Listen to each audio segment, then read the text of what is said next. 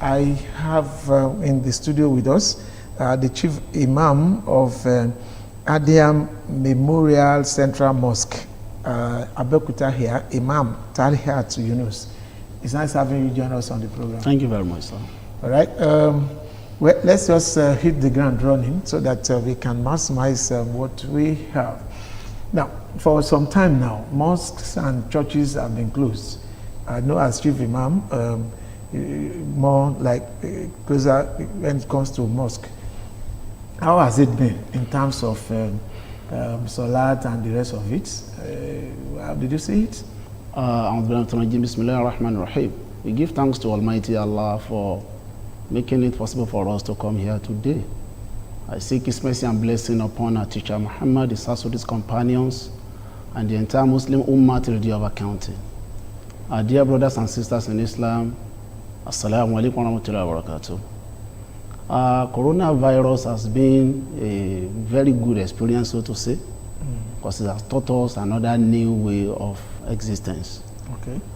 In our mosque, we have been trying to ensure that the mosque is closed, going by the government directive since some months ago, and we've been performing our salat in our various homes as directed by the government.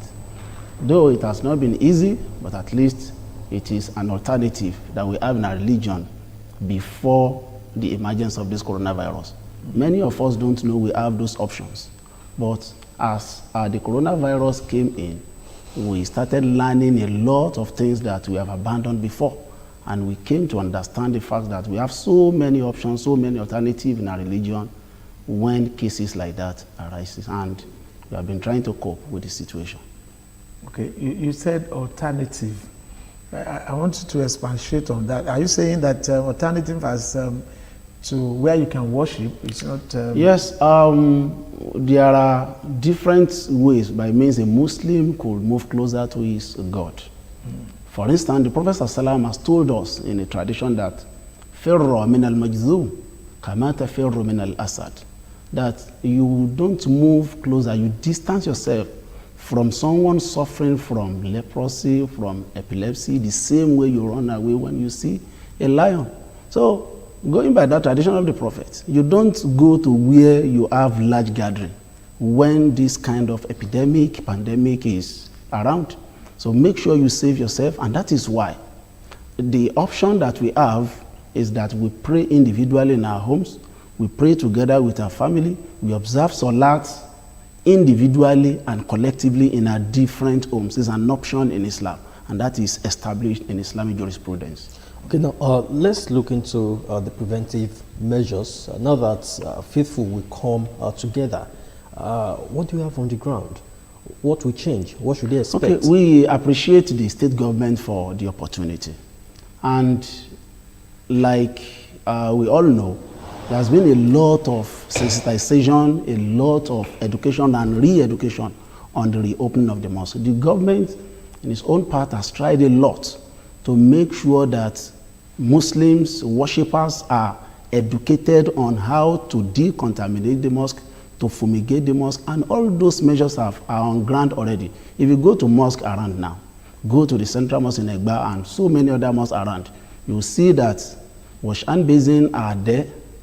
People now understand the fact that they need to use face masks. In fact, I know of so many mosques that are ready to even distribute face masks to people today, that you don't come to mosque without the face mask. So if you don't have, we have to give you.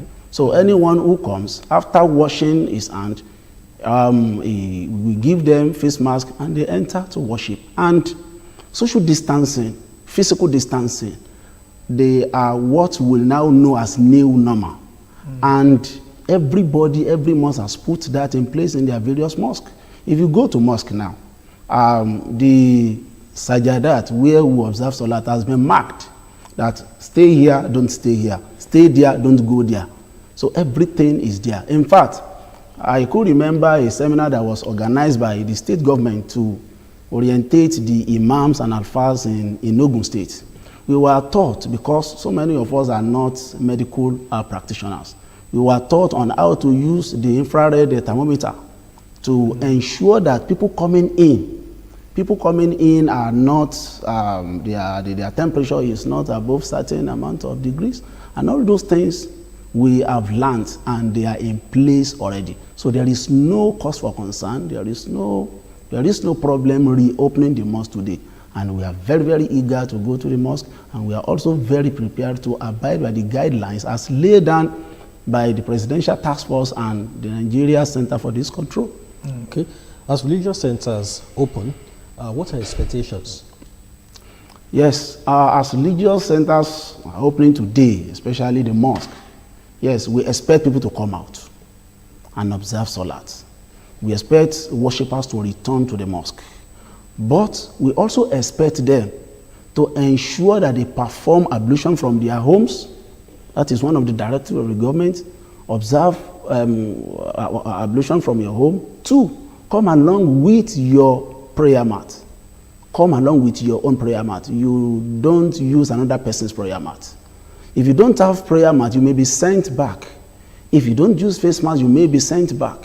If you are not prepared to wash your hand before entrance, you may be sent back. If you are not prepared to be tested, if you are not prepared to be tested with the infrared thermometer, you may be sent back. In fact, it is even expected that if it is observed that you are suspected to be having symptoms of coronavirus, we have been directed that every mosque will have an isolation center, no matter how small the isolation center will be. And if you go to mosque now, there are provisions have been made for isolation center. For instance, in my own mosque, a room has been cleaned up for isolation. So if anybody is discovered to be having symptoms of COVID-19, we put that person in that center, and after Salat, we call on the appropriate authority to take the person away for good treatment and for appropriate attention. All right. Now, you said part of the instruction to be complied with is that you must do your ablution from home. Yes. But when you get to mosque, you have the wash hand basin that, Yes. and you still use sanitizer. Yes. Does this, would this not have any effect on the purity of ablution?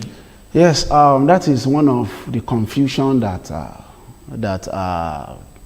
people are agitating or saying in the society. If you understand Islam very well, Yeah. the sanitizer does not have anything to do with your purity. Okay. It has nothing to do with your purity. So, and as Muslims, we are known because the Quran has taught us, Islam has taught us to be clean always. Are you getting it now? So if you perform ablution and you need to use sanitizer after ablution, it has nothing and absolutely nothing to do with your state of purity. You can go ahead and observe your time. And we have been told that even soap is more effective than the sanitizer. Okay. So if in one of our seminars, we've been told that soap is more effective than the sanitizer. So if we have soap around, so mosque don't even need the sanitizer. Put the soap there, use the soap to wash your hand, and go into the mosque. So someone asked me a question this morning that is very, very germane, that may be agitating the mind of people. We are asked to observe ablution from our homes. And as Muslims, your ablution can be vitiated by so many means. Are you getting it now? And once the ablution is vitiated, you cannot go ahead to observe Salat. You need to renew that admission, so that ablution. You now have to go back home and observe another ablution before you come back. Definitely such a person will not come back to the mosque. So if you find yourself in such a situation, you don't need to give yourself unnecessary problem. Go to the ablution center in the mosque and perform ablution. So what that will do is that we will have lesser people in the ablution center. Okay. For instance, if a mosque is occupying about 50 worshippers at a time, and they all observe the ablution from their various homes, definitely not all the 50 will have the ablution vitiated. Are you getting it now? It may be just 2 to 3% of them. Just let me quickly ask this, because our time is actually up, but I will want to in the sentence. Okay. Are you also prepared for what I would call overpopulation? You know, the mosque has been marked. Yes. Where you now have more than what the mosque can take in terms of how do you intend to do that? Every mosque is prepared for overpopulation. Go around. You see that even mosques that are not having tents outside before, they now make provisions for tents so that they don't allow the main auditorium to be overcrowded. Are you getting it now? So when they are experiencing overcrowding, they move them to the extension outside. Okay. Every mosque is prepared for reopening. And on that note, I think we have to draw the curtain on today's edition of the program. So Imam Yunus, many thanks for joining us. And of course, I think it's been quite